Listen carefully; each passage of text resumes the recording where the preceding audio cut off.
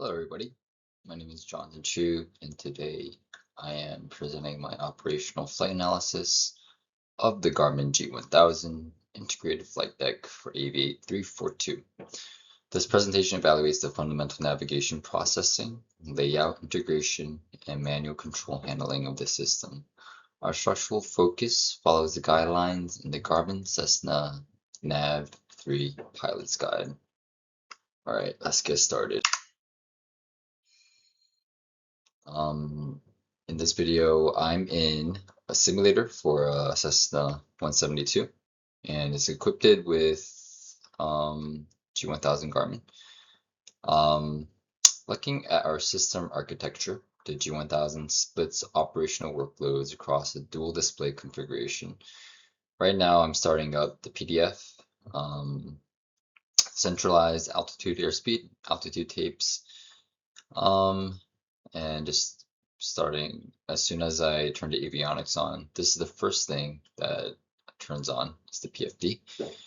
The primary flight display on the left replaces legacy mechanical instruments by tracking core parameters like altitude and airspeed along digital data tapes.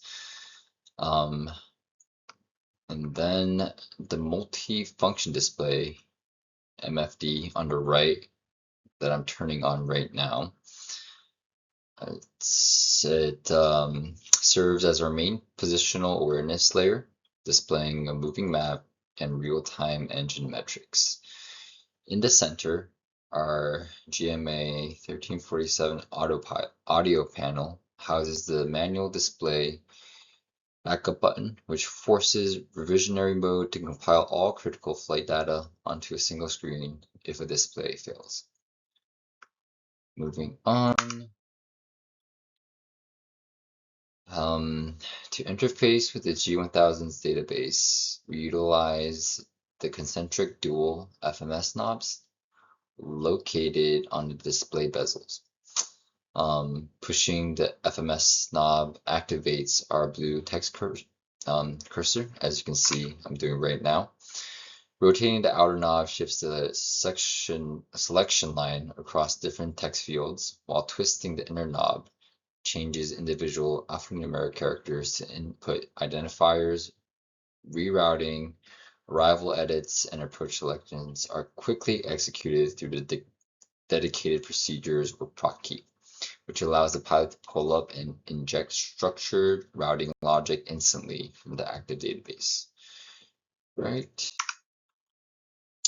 For this flight scenario, we are executing a regional transit profile from Lee Gilmer Memorial Airport, KGVL, northeast to Habersham County, KAJR.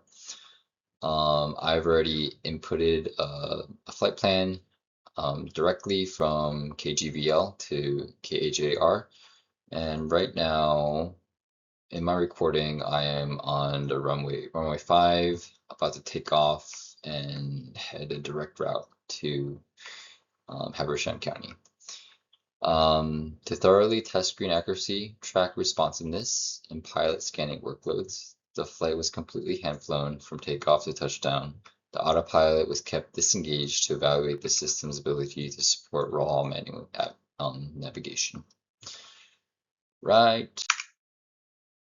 During the en route leg, the G1000 processes are tracked through its integrated course deviation indicator, auto-scaling logic.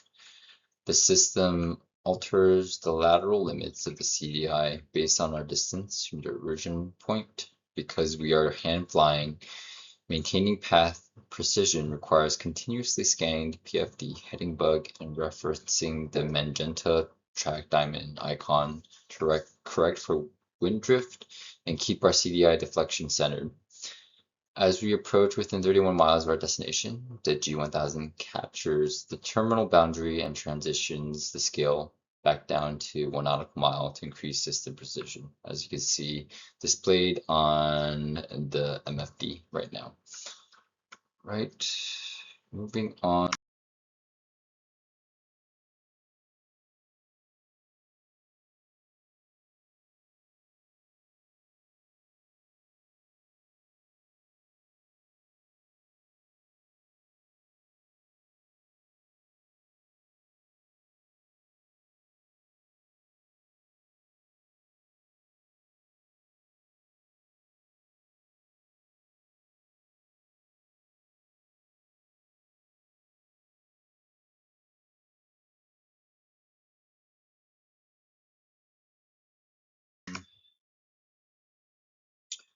As we establish our visual recovery into runway 6 at KAJR, the G1000 synthetic vision system becomes our primary point of spatial awareness. At 50 miles out, the SVS engine populates an explicit airport signpost above Habersham County, identifying the airport environment long before the physical field is visible.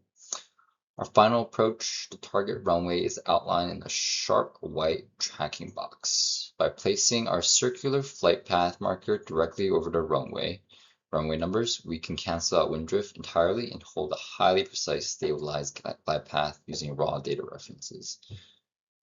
As we see now, we have landed at KAJR. All right. In conclusion, this flight project proves that the G1000's primary capability is its composite situational awareness engine. Overlaying terrain color, hazards, and traffic advisories directly onto our electronic instrumentation significantly lowers our mental workloads. However, manual data entry via the concentric FMS knobs remains a performance bottleneck while hand flying in terminal spaces.